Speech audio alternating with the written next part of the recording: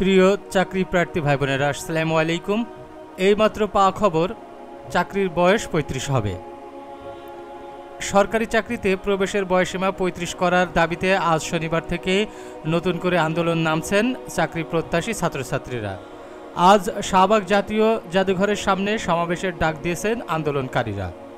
আজ বেলা ২টায় এ সমাবেশ করা হবে বলে জানা গেছে। দাবি মেনে দ্রুত প্রজ্ঞাপন দেওয়ার আহ্বান জানিয়েছেন আন্দোলনকারীরা। চাকরিতে আবেদনের বয়সীমা ৩৫ প্রত্যাশী সাধারণ শিক্ষার্থী সমন্বয় পরিষদের ব্যানারে এ কর্মসূচি পালন করবে। আশেপাশের সকল ছাত্রছাত্রীদের আন্দোলনে যোগ দেওয়ার জন্য অনুরোধ করেছে। জানা গেছে, ফেসবুক কেন্দ্রিক বিভিন্ন চাকুরির গ্রুপে এ বিষয়ে প্রচারণা চালাচ্ছেন চাকুরি প্রার্থীরা। চাকরিতে প্রবেশের বয়সীমা ৩৫ বছর করার দাবিতে এবং আরও বেশি ফোকাসে নিয়ে আসতে ফেসবুকে কয়েকটি পেজ এবং গ্রুপ খোলা হয়েছে। সেখানে এ কর্মসূচি পালনের ঘোষণা দিয়ে প্রচারণা চালানো হচ্ছে। চাকরি প্রার্থীরা বলছেন, তাদের দাবি যৌক্তিক হলেও দীর্ঘদিন ধরেও আন্দোলন করেও আওয়ামী লীগ সরকার মানেননি। তারা বয়স না বাড়ানোর সিদ্ধান্তে সবসময় অনড় ও অটল ছিলেন। ফলে দীর্ঘদিন আন্দোলন করলেও চাকরিতে প্রবেশের বয়সীমা ৩৫-এ বাড়ানো হয়নি।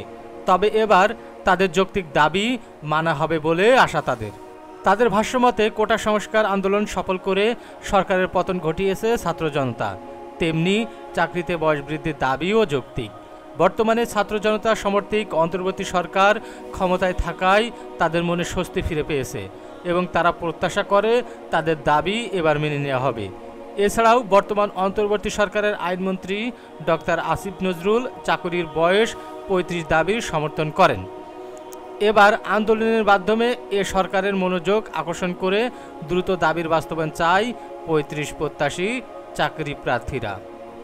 নিয়মিত চাকরির আপডেট ভিডিও পেতে এবং এনটিআরসি এর নিয়মিত তথ্য পেতে আমাদের চ্যানেলটি সাবস্ক্রাইব করুন এবং এই ভিডিও ডেসক্রিপশনে বক্সে আমাদের ওয়েবসাইটের লিঙ্ক দিব, সেখান থেকে আমাদের ওয়েবসাইটটি ফলো করতে পারেন। ভালো থাকুন, সুস্থ থাকুন, ধন্যবাদ।